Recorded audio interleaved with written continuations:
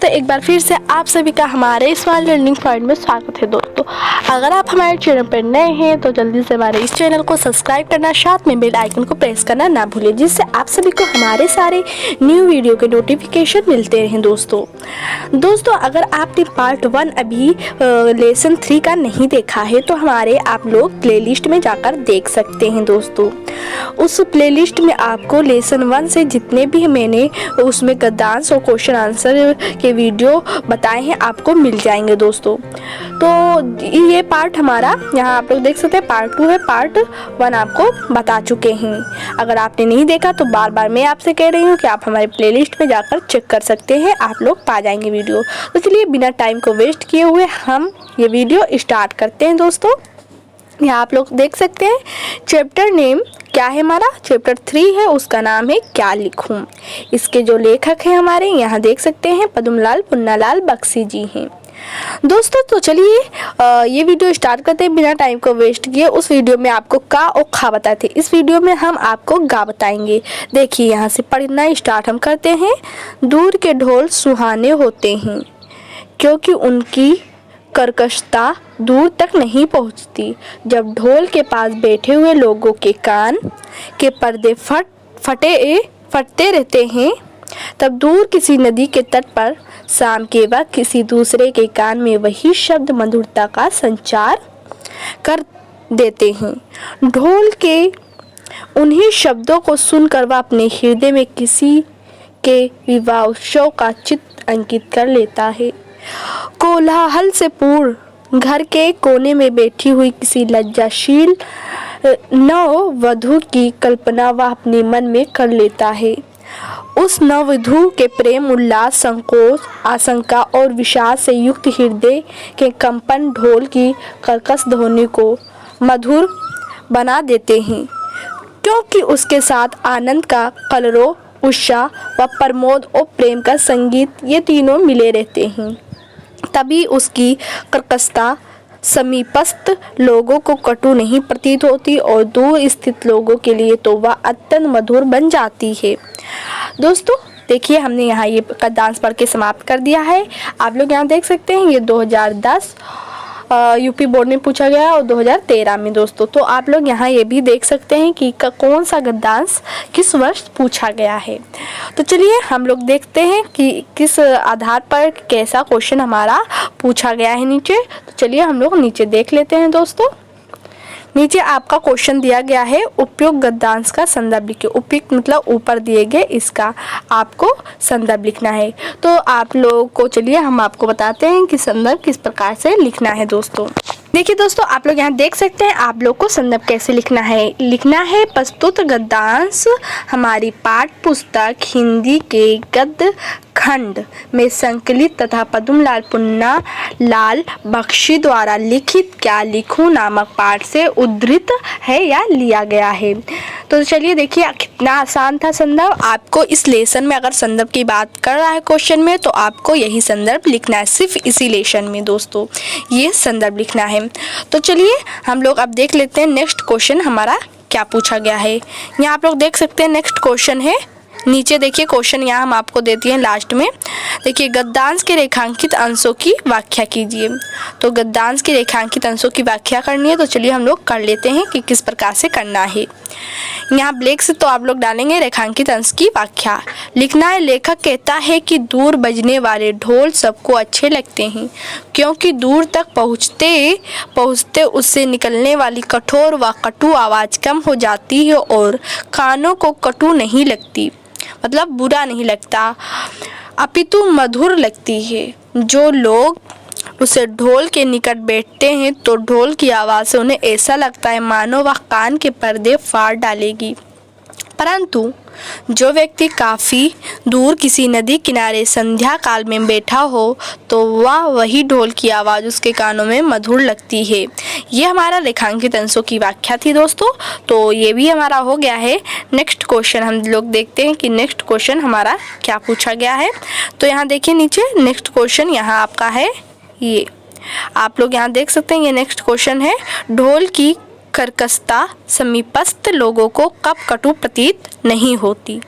तो चलिए आप लोग को गद्यांश में भी ये आंसर मिल जाएगा इसका, कि उसमें हमने आपको अभी गद्यांश जब हम लोगों ने पढ़े थे हम लोग और आपको समझा रहे थे, तो उसमें इसका आंसर दिया हुआ था। तो चलिए देख लेते हैं कि इसका आंसर कैसा है।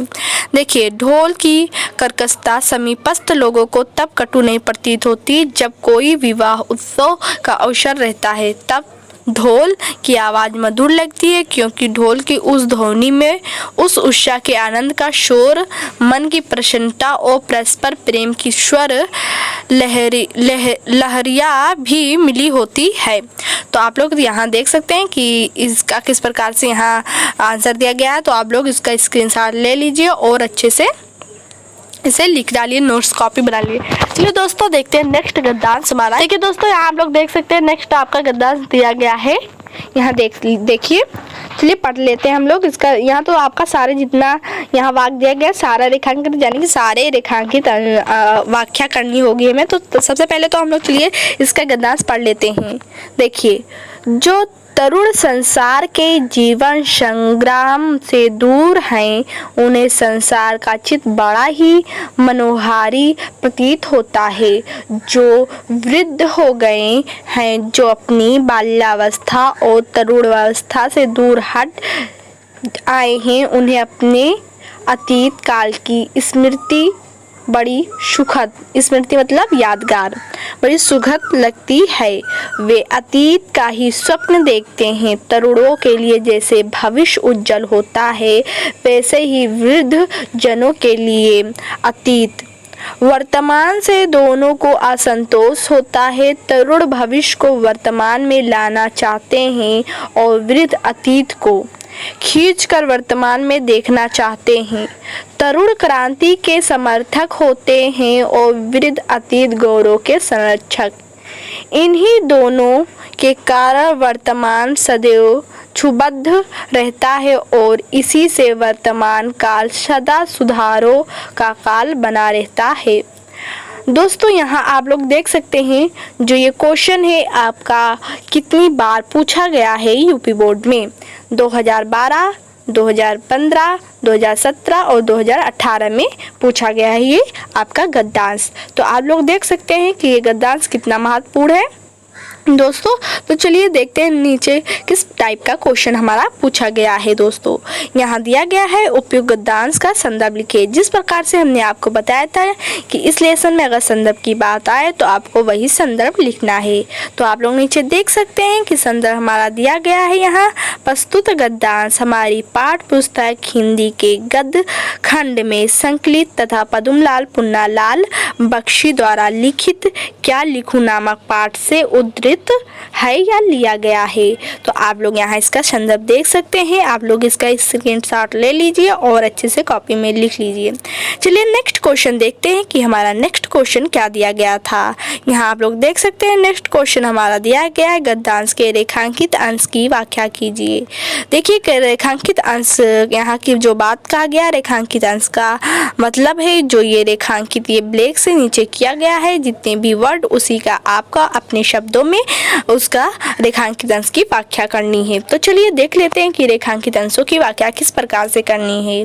आई होप यह वीडियो आप लोगों को बहुत पसंद आ रहा होगा। यह वीडियो अगर आपको पसंद आ रहा है तो इस चैनल को सब्सक्राइब करना, साथ में बेल आइकन को प्रेस करना ना भूलिए, जिससे आप सभी को इसी वीडियो की तरह और भी इंटरेस्टिंग वीडियो की नोटिफिकेशन मिलते रहें। तो चलिए देखते हैं क्वेश्चन हमारा क्या है। यहाँ आप लोग देख सकते हैं रेखांकित अंशों की व्याख्या का आंसर आ गया है स्क्रीन के सामने। आप लोग एकदम से कंसंट्रेट करके इसे देख सकते हैं। देखिए इन पंक्तियों में लेखक कहता है कि ऐसे व्यक्ति जो युवा अवस्था को पाकर वृद्ध हो गए हैं, उन्हें अतीत यानी बचपन की स्मृतियाँ अत्यंत ही सुखद जान पड़ती है। स्मृतियाँ मतलब यादगार, जो उनके बचपन में जो घटनाएं अच्छी मतलब जो घटनाएं होती हैं उन्हें वो सुखद जान पड़ती है, इसलिए वे अतीत के सपने देखा करते हैं। जो वृद्ध हो जाते हैं वे अतीत के यानी कि बचपन के अपने सपने देखा करते हैं। इसी प्रकार यहाँ देख सकते हैं, इसी प्रकार एक और युवकों को जहाँ उनका भविष्य उज्जवल प्रतीत होता है, तो दूसरी ओर वृद्धों को उनका अतीत उन्हें वर्तमान में घसीट कर लाना चाहता चाहता है।